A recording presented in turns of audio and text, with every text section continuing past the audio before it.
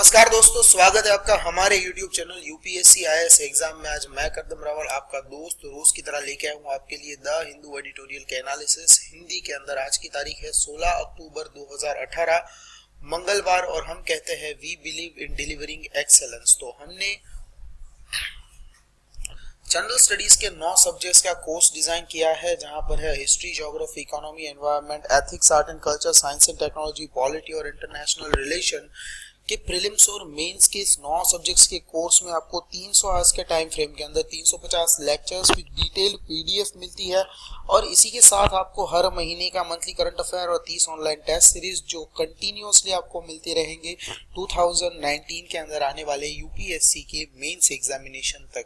यहाँ पर आप अनलिमिटेड टाइम किसी भी वीडियो को देख सकते हैं, किसी भी पीडीएफ को डाउनलोड कर सकते हैं अपने आईडी और पासवर्ड की मदद से। और यहाँ पर कोई हिडन टर्म्स एंड कंडीशन नहीं है, कोई यहाँ पर रिस्ट्रिक्शन नहीं है। अनलिमिटेड टाइम रिवीजन 100% पॉसिबल है। गारंटी इसी बात की हम देते हैं कि आपके आसपास हो रहे ऑफलाइन क्लासेस के मुकाबले ये बहुत ही बढ़िया चॉइस है। ये कोर्स आपको विद कूपन कोड डिस्काउंट मिल सकता है 3,999 रुपए के अंदर, तो inclusive of all the taxes prices है। लेकिन कूपन कोड प्राप्त करने के लिए आपको इस एडिटोरियल में पूछे गए क्वेश्चन का आंसर देना है और कमेंट सेक्शन के अंदर बताना है, और बाद में जो डिस्क्रिप्शन के अंदर मोबाइल नंबर है वहां पर आपको कॉल करके कूपन कोड प्राप्त करना है। बाद में जो लिंक है या फिर आप हमारी वेबसाइट www.upscisexams.com पर जाके रजिस्ट्रेशन के लिए नाम, मोबाइल नंबर, ईमेल एड्रेस के साथ पेमेंट गेटवे पे पहुंचते ही आप कूपन कोड का इस्तेमाल करके इस कोर्स को 3,999 रुपए में प्राप्त कर सकते हैं। Let's see the road map of the video lecture, जहां पर वी विल स्टार्ट विद आज का मंत्र, that would be a motivational quote. उसके बाद we will see the vocabularies and then we will focus on the fun fact, जहां पर हम करंट अफेयर्स के संदर्भ में जो घटनाएं इंडिया के अंदर घटी है, जहां पर किसी भी तरीके के एंगल से करंट अफेयर के बेस के ऊपर क्वेश्चन एग्जाम्स में पूछे जा सकते हैं, वो हम देखेंगे। And then we will focus on the analysis, जहां पर आज 2 मसलों के ऊपर डिस्कशन होने वाली है द हिंदू न्यूज़पेपर के अंदर, जहां पर नॉट जस्ट लिक्विडिटी और एनबीएफसी क्राइसिस, तो नॉन बैंकिंग फाइनेंशियल कंपनीज है, वहां पर सिर्फ लिक्विडिटी की क्राइसिस नहीं है, इसके अलावा भी यहाँ पर कुछ चीजें बताई गई है एडिटोरियल के अंदर, वो डिस्कस करेंगे। और बाद में जो है BJP accuses Congress of delaying Ayodhya verdict, तो यहाँ पर जो उत्तर प्रदेश के अंदर अयोध्या का राम टेम्पल इश्यू है और बाबरी मस्जिद का जो मसला है जो 1992 से शुरू हुआ है, आज तक 27 सालों तक चल रहा है, इस मुद्दे के ऊपर जो आज एडिटोरियल आया है, जहां पर कई पॉलिटिशियंस के वर्डिक्स बताए गए हैं, उस वर्डिक्स को एनालाइज करेंगे। अब ये जो है एग्जाम पॉइंट से कैसे हमारे लिए इम्पोर्टेंट है। यूपीएससी जो है अमूमन ऐसे क्वेश्चन पूछ लेती है जो कंट्रोवर्सी बेस होते हैं, तो कंट्रोवर्सी बेस के ऊपर आपको जो स्टैंड लेना होता है, स्टैंड स्टे फॉर, या पॉजिटिव साइड पे रहे या नेगेटिव साइड पे रहे या अग्री या डिसअग्री करे। तो इस मुद्दों के जो क्वेश्चंस आते हैं यूपीएससी के, तो इसके ऊपर से आ सकता है। और बाबरी मस्जिद जो है वो कई सालों से एक तरीके का हॉट टॉपिक रहा है, तो यहाँ पर जो है इसको एनालाइज करना बहुत जरूरी है। अब यहाँ पर जो है अंत में आपको मिलेगा क्वेश्चन आंसर सेशन, जहाँ पर पिछले एडिटोरियल में पूछे गए क्वेश्चन का आंसर और एक नया सा क्वेश्चन जिन्होंने सही जवाब दिया है उनका यहाँ पर नाम प्रकाशित हुआ है। अब बात करते हैं आज के मंत्र की, तो ये है मोटिवेशनल कोटो अब्दुल कलाम के ऊपर। तो यहाँ पर 15 अक्टूबर 2018 को सर एपीजे अब्दुल कलाम का यहाँ पर बर्थडे था, और जिसको हम मिसाइल मैन के नाम से भी जानते हैं। तो वो कहते हैं you can not change your future but you can change your habits and surely your habit will change your future. आप ऐसे ही अपने भविष्य को नहीं बदल सकते, लेकिन अगर आप अपनी आदतों को बदलेंगे तो वो आदत कहीं ना कहीं जाके आपके भविष्य को संवार और सुधार सकती है। तो इसी बुनियाद के ऊपर हम कह सकते हैं कि कर दिखाइए कुछ ऐसा कि दुनिया करना चाहे आप जैसा। तो इसी के साथ आगे बढ़ते हैं और देखते हैं वोकैबुलरीज। इन 10 शब्द को हिंदी के मतलब के साथ आपके लिए लेकर आया है द हिंदू न्यूज़पेपर में से, मीनिंग भी बताए गए हैं। ऐसे और आंसर राइटिंग के अंदर अगर आप बड़े बड़े शब्द के बजाय इन ऑथेंटिक वर्ड्स का यूज करेंगे तो आपका जो मार्क है वो दूसरों के मुकाबले ज्यादा आने की संभावना रह जाती है। तो क्रिटिसाइज हार्शली के बदले आप वितुपरेट वर्ड यूज कर सकते हैं, डिप्रेवेटिव के लिए आप टर्पिट्यूड वर्ड यूज कर सकते हैं, फर्मेंट के लिए आप पेप्सिनेट वर्ड यूज कर सकते हैं। इसी के साथ इंग्रेडिएंटिंग के लिए आप इनएक्टिशियस वर्ड यूज कर सकते हैं, कैच के लिए आप हुक वर्ड यूज कर सकते हैं, मैनिपुलेट समवन के लिए आप वैंगल वर्ड यूज करते हैं, स्टील के लिए आप फ्लीस वर्ड यूज कर सकते हैं जो कई बार देखने को मिलता है न्यूज़पेपर में, अग्रीएबल के लिए आप कॉन्करिंग वर्ड यूज कर सकते हैं, डिस्गाइज के लिए आप डिसिमुलेट वर्ड यूज कर सकते हैं, कूल और काम जो आसानी से विचलित न होने वाला हो उसके लिए आप अनफ्लैपेबल वर्ड यूज कर सकते हैं। अब देखते हैं आज का ज्ञान करंट अफेयर के अंदर क्या नई चीज आई है।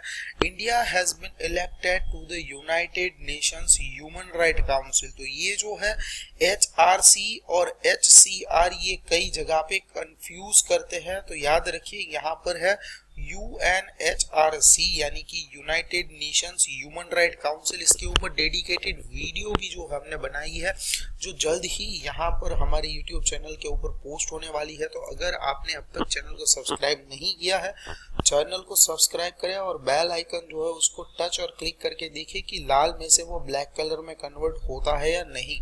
अब यहाँ पर highest number of votes 18 countries के अंदर हुए हैं इन 5 regional category. It secures 188 vote in Asia Pacific category for the period of 3 years beginning from 1 जनवरी 2019 से लेके 3 साल यानी कि 19, 20 और 21 तक हम यहाँ पर इस पोस्ट को होल्ड करेंगे। 18 कंट्रीज के बीच में चुनाव हुए थे 5 अलग अलग कैटेगरीज के अंदर। तो हमने यहाँ पर एशिया पैसिफिक रीजन के अंदर 193 टोटल नंबर ऑफ नेशंस में से 188 वोट यहाँ पर एकत्रित किए हैं।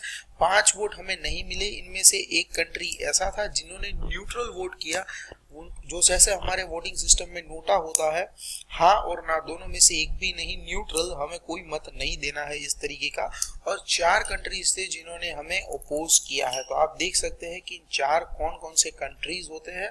यहाँ पर कोई डिसिप्लिनरी एक्सप्लेनेशन नहीं दिया गया है कि किन्होंने हमारी फेवर में और किन्होंने हमारे अगेंस्ट में वोट किया है, लेकिन 4 कंट्रीज आप प्रेडिक्ट कर सकते हैं कि कौन से वो कंट्रीज हो सकते हैं जो हमारे अगेंस्ट में वोट कर रहे हैं। लेकिन यहाँ पर एक बात ये देखने वाली है कि कई सारे नेशन 193 में से 188 वोट प्राप्त करना ये बहुत ही खास चीज होती है, क्योंकि यहाँ पर एलिजिबिलिटी क्राइटेरिया जो है वो 97 वोट का होता है। आपको 97 वोट्स मिलने चाहिए तब आपको जो है पास माना जाता है। अब यहाँ पर जो रैंकिंग होती है वो रैंकिंग इस तरीके से होती है कि किन कंट्री को सबसे ज्यादा वोट मिले हैं। तो इंडिया को मिले हैं सबसे ज्यादा 188, इसके बाद मिले हैं फिजी को 187, बांग्लादेश को इसके बाद 178, बहरीन और फिलीपींस को सबसे इक्वल वोट मिले हैं दोनों के सामने, एक दूसरे के सामने 165। This will be the 5th time India को ये अवसर मिला है United nation human Right council में सर्व करने का, जो हर बार 3 साल का ही होता है। मेन ऑफिस है इसकी जिनीवा के अंदर, इसका काउंसिल वहां पर बैठता है और यहाँ पर UN charge with promoting and monitoring the human rights through out the world. अब यहाँ पर पॉइंट नंबर 2 के अंदर बात करते हैं मैराथन के बारे में। आपने कई बार सुना होगा कि भाई 42 पॉइंट समथिंग किलोमीटर्स यहाँ पर मैराथन होती है और यहाँ पर 13 अक्टूबर को यहाँ पर कॉफी डे मल्हाद अल्ट्रा मैराथन 2018 शुरू हुई है लालबाग एस्टेट इन चिकमगलापुर कर्नाटका के अंदर। ये इवेंट जो है इसके अंदर 3 कैटेगरी है। अल्ट्रा मैराथन है इसलिए यहाँ पर जो किलोमीटर्स है वो है 50 किलोमीटर, 80 किलोमीटर और 110 किलोमीटर, जहां पर अलग अलग कैटेगरीज के कुल मिला के 811 रनर्स पार्टिसिपेट करने वाले हैं। ये रनर्स आए हैं 13 अलग अलग कंट्रीज से और भारत के अंदर से 22 स्टेट से यहाँ पर जो है पार्टिसिपेशन करने के लिए यहाँ पर इंडिविजुअल्स एकत्रित हुए हैं अल्ट्रा मैराथन के अंदर, जहां पर ये जो है there were as many as 43 international runners जो आए हैं United Kingdom, Poland, France, USA, Maldives, Germany, Australia, Canada, Belgium, Singapore, Colombia, Japan और मलेशिया। यहाँ पर जो पार्टिसिपेशन हो रहा है यहाँ पर यूएसए से भी रनर आए हैं और वो सबसे ज्यादा है। 7 यहाँ पर रनर्स यूएसए से आए हैं, सिर्फ यूएसए से ही 7 रनर्स आए हैं, बाकी जो है वो 7 से कम है। अब यहाँ पर जो ये इवेंट है इसके अंदर फीमेल का पार्टिसिपेशन भी बहुत ही बड़ा नंबर है, 143 फीमेल रनर्स है। और अगर आप एज लिमिट की बात करें तो लिमिट यहाँ पर कुछ नहीं है, लेकिन यहाँ पर पार्टिसिपेट करने के लिए 75 साल के इंडिविजुअल ने भी अपने नाम दर्ज कराए हैं, यानी कि the one who is having the eldest age is 75 years during this event. और यहाँ पर जो है इस मैराथन की खास बात यह है कि यहाँ पर अलग अलग लोग या महिलाएं या अलग अलग कंट्री स्टेट से आए, ये खास बात नहीं। ये मैराथन का आप नाम देखिए, the coffee day Malnad ultra marathon. यहाँ पर जो कॉफी है, ये जो कर्नाटका का रीजन है जहाँ पर कॉफी प्रोड्यूस होती है, तो वेस्टर्न घाट के उस रीजन का सनिक व्यू प्रोवाइड कराना जहाँ पर कॉफी प्लांटेशन होता है, ये इसका मेन पर्पस है। तो यहाँ पर जो 50, 80 और 110 किलोमीटर का जो रनवे होने वाला है वो इस तरीके से होगा कि जहाँ पर आपको इन सभी चीजों का व्यू जो है वो देखने को मिलेगा। तो ये अपने आप में बहुत ही खास है और यहाँ पर जो है अभी ये शुरू भी हो चुका है। अब यहाँ पर बात करते हैं द हिंदू एडिटोरियल के अंदर आने वाले आर्टिकल की, जहाँ पर बैंक और नॉन बैंकिंग फाइनेंशियल कंपनीज जो है इसके credit outstanding as per the percentage of GDP है। तो 2014 मार्च से लेके 2018 के मार्च के बीच में यहाँ पर जो भी देखने को मिला है year two year loan and advances growth, तो पहले तकरीबन 50% यहाँ पर बैंक क्रेडिट थी, जो आज कम होके 46% तक आई है। और यहाँ पर जो है देखे जो नॉन बैंकिंग फाइनेंशियल कंपनीज है उनकी बैंक क्रेडिट कहे आप यहाँ पर आउटस्टैंडिंग के अमाउंट में, तो वो तकरीबन 10.5% से अब इंक्रीज होके 11.5-12% तक पहुंची है। अब यहाँ पर जो है मेन मसला है वो लिक्विडिटी का पहले बताया जाता था। हमने IL&FS कंपनी जो है यहाँ पर इसके ऊपर डेडिकेटेड वीडियो बनाया है, जो infrastructure leasing and finance service company है। ये एक नॉन बैंकिंग फाइनेंशियल कंपनी है जिसके अंदर मेन भूमिका रिजर्व बैंक ऑफ इंडिया की थी। तो हाल ही के अंदर IL&FS कंपनी का यहाँ पर जो क्राइसिस हुआ, जिससे देखने को मिला कि जो नॉन बैंकिंग फाइनेंशियल कंपनी है ये काफी सारे फाइनेंशियल घाटे के अंदर चल रही है और यहाँ पर लिक्विडिटी का सबसे बड़ा मसला है। इसी के साथ हमने स्टॉक मार्केट के ऊपर इसकी बहुत ही बड़ी यहाँ पर नेगेटिव इम्पैक्ट देखी, बहुत ही ज्यादा स्टॉक मार्केट ओवरऑल देखे तो तकरीबन 5000 जितना टाइम फ्रेम के अंदर यहाँ पर अलग अलग दिन के मुताबिक यहाँ पर जो है वो टूटता हुआ यानी कि कम हुआ देखने को मिला है। अब यहाँ पर इसका सबसे बड़ा इम्पैक्ट और सबसे पहला इम्पैक्ट जो है वो दीवान हाउसिंग फाइनेंस लिमिटेड DHFL के ऊपर देखने को मिला, जिसके स्टॉक प्राइसेस जो थे वो काफी ज्यादा हद तक गिरे। इसी के साथ यश बैंक जैसी कई बैंक्स भी जो है हमने देखी कि इसके प्राइसेस गिरे, बैंक निफ्टी के ऊपर भी प्राइसेस गिरे। अब बैंक्स को रखते हैं एक तरफ साइड में, हाउसिंग फाइनेंस कॉर्पोरेशंस जो होती है, हाउसिंग फाइनेंस कंपनीज, इनको भी एक साइड रखते हैं और यहाँ पर फोकस करते हैं नॉन बैंकिंग फाइनेंशियल कंपनीज के ऊपर। तो डेडिकेटेड वीडियो के अंदर आपको पूरी जानकारी मिल सकती है, लेकिन इस एडिटोरियल के समझने के लिए फिर से एक बार एनालाइज करते हैं कि नॉन बैंकिंग फाइनेंशियल कंपनीज एक तरीके से बैंक की तरह ही काम करती है, लेकिन यहाँ पर आप जो है वो पैसे डिपॉजिट नहीं कर सकते जैसे बैंक में करते हैं। यहाँ पर सिर्फ आपको लोन मिल सकती है और लोन जो है लोन यहाँ पर लॉन्ग टर्म पर्पस के लिए मिलती है और इंटरेस्ट रेट जो है वो यहाँ पर थोड़ा सा ज्यादा रहता है एज कम्पेयर टू बैंक। अब ये लोग काम कैसे करते हैं, नॉन बैंकिंग फाइनेंशियल कंपनीज जो है इनके बैकअप के अंदर रहती है बड़ी बड़ी बैंक्स, इसके शेयर होल्डर्स रहते हैं। अब यहाँ पर जो है ये बॉन्ड्स, डिबेंचर्स, प्रॉमिसरी नोट्स यानी कि शॉर्ट टर्म और लॉन्ग टर्म फाइनेंस को यहाँ पर एक्वायर करके ये एक लिमिटेड या फिर कम अमाउंट के अंदर जो है मार्केट से पैसे उठाते हैं। इवन ये बैंक से भी अलग अलग तरीके की लोन्स लेते हैं। अब उन लोन्स को जो ये इनके पास फंड एकत्रित होता है, उस फंड को ये लोग जो है बड़े बड़े इंफ्रास्ट्रक्चरल डेवलपमेंट प्रोजेक्ट्स के अंदर लगाते हैं। जैसे कि यहाँ पर हमने जम्मू कश्मीर के अंदर जो देखी थी एक टनल बनाई गई जिसका इनॉग्रेशन नरेंद्र मोदी ने किया, भारत के प्रधानमंत्री ने। तो ऐसे बड़े बड़े प्रोजेक्ट्स जहाँ पर लगते हैं ढेर सारे पैसे, यहाँ पर ये लोग इसके अंदर पैसा यहाँ पर इंफ्रास्ट्रक्चरल डेवलपमेंट करने के लिए देते हैं, जो काफी लॉन्ग टर्म होता है, 10 साल 15 साल नहीं बल्कि यहाँ पर 30 से 40 साल तक का भी फंडिंग प्रोवाइड कराया जाता है। तो इस फंडिंग को प्रोवाइड करते हैं तो यहाँ पर जो है क्रिएशन क्या हो गई, लिक्विडिटी की क्राइसिस की। अब यहाँ पर जो फंड्स इन्होंने 10 साल के लिए दिए थे वो एक्सटेंड होके शायद 15 साल हो गए, जो 20 साल के लिए दिए थे उसका एक्सटेंशन होके 50 साल हो जाता है। अब यहाँ पर ये काम करने के लिए आई है 1997 के अंदर। IL&FS नामक जो सबसे बड़ी भारत की नॉन बैंकिंग फाइनेंशियल कंपनी है।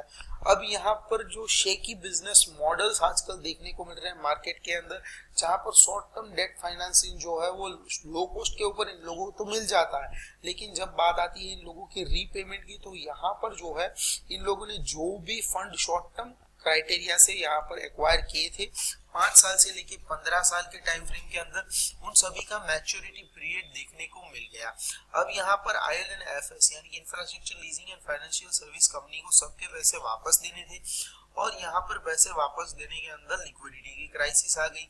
अब यहाँ पर दीवान हाउसिंग फाइनेंस और काफी सारी अलग अलग बैंक्स ने तो यहाँ पर जो है इस इश्यू को फेस किया, लेकिन इसी के साथ रिजर्व बैंक ऑफ इंडिया के अंदर आने वाली नेशनल हाउसिंग बैंक और स्टेट बैंक ऑफ इंडिया के ऊपर भी इसकी बहुत सारी जो है इफेक्ट्स देखने को मिली। अब यहाँ पर ये जो पूरा क्राइटेरिया है, इसके अंदर जो है बैंक के जो लोन बुक्स होते हैं जिसके अंदर लैंडर्स होते हैं वो लिस्ट भी प्रभावित हुआ है, और यहाँ पर जो स्ट्रक्चरल प्रॉब्लम है पॉलिसी मेकर्स का वो सामने आया है कि पॉलिसी मेकर्स को सबसे पहले ध्यान में ये रखना चाहिए था कि जो उन्होंने डेट लिए हैं उन डेट के रीपेमेंट्स की डेट को ध्यान में रखते हुए अपनी लिक्विडिटी को मेंटेन करना था, जो वो नहीं कर पाए हैं। उसके कारण काफी अलग अलग सेक्टर्स और सेगमेंट्स के ऊपर इसके कहीं ना कहीं जो है इम्पैक्ट्स देखने को मिले हैं। अब यहाँ पर जो मसला है वो यहाँ पर ये लॉन्ग टर्म मसला बन गया है कि लिक्विडिटी की क्राइसिस के कारण जो ओवरऑल मार्केट सिस्टम है, जैसे बजट होता है गवर्नमेंट का, वो हड़बड़ा जाता है डॉलर्स और क्रूज के प्राइस बढ़ने से। उसी तरीके से यहाँ पर अगर एक मेन हब का यहाँ पर रीपेमेंट जो है वो फेलियर होता है, तो यहाँ पर काफी अलग अलग सेगमेंट्स जो है उनके पास कहीं ना कहीं वाया आने वाले पैसे जो है वो या तो लॉक हो जाते हैं या स्लो हो जाते हैं या फिर टाइम ज्यादा कंज्यूम करते हैं, तो पूरी इकोनॉमिक साइकिल जो है इससे प्रभावित होती है। इस एडिटोरियल के अंदर इतना ही है, लेकिन दूसरा जो है ये है राम टेम्पल के ऊपर वर्डिक्स। तो यहाँ पर बीजेपी जो है ये अक्यूज करती है कि कांग्रेस जो है ये अयोध्या के फाइनल वर्डिक्ट को आने देने से यहाँ पर इश्यू कर रही है। तो जनवरी के अंदर यहाँ पर द हिंदू के द्वारा लिट फॉर लाइफ नाम का एक इवेंट होने वाला है चेन्नई के अंदर, जहां पर जो है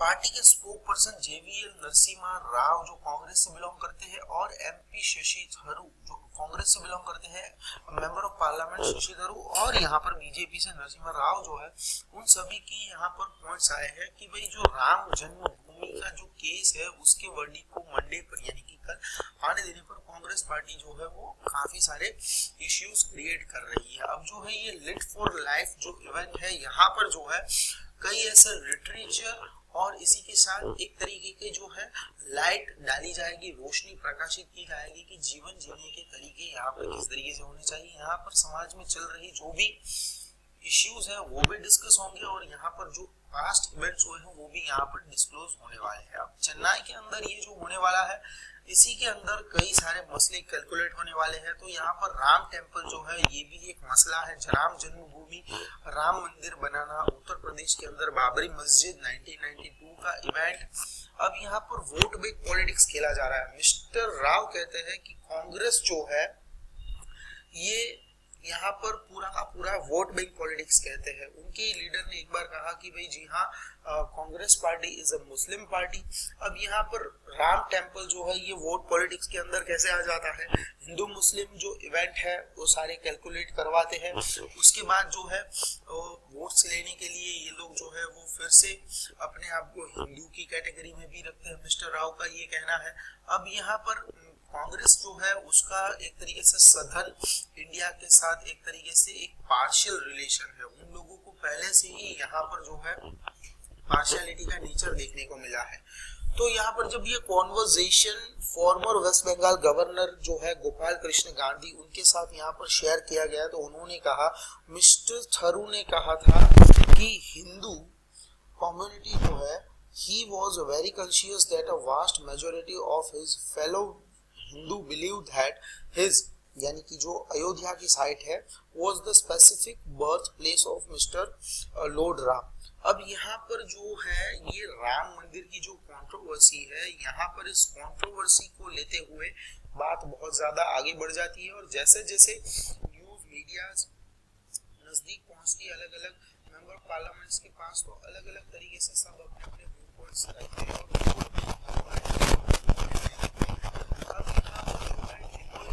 जो इवेंट हमने देखा था, तो यहाँ पर मिस्टर शशि थरूर का कहना ये है, जो केरला से बिलोंग करते हैं, मेंबर ऑफ पार्लियामेंट है कांग्रेस की ओर से, उनका कहना ये है कि जितने भी मैं Hindu community, even I belong to Hindu community, और जितने भी हिंदू कम्युनिटी को मैं जानता हूँ, कोई भी हिंदू ऐसा नहीं चाहेगा कि उनके भगवान की या फिर उनके रिलीजन की जो प्लेस है वो वहां पर बने जहां पर किसी और की वर्शिप करने की जगह, और उसको तोड़ के वहां पर हम फिर से एक तरीके का निर्माण करें, अपने भगवान को प्रस्थापित करें और ये प्रूव करें कि भाई ये हमारी जगह है।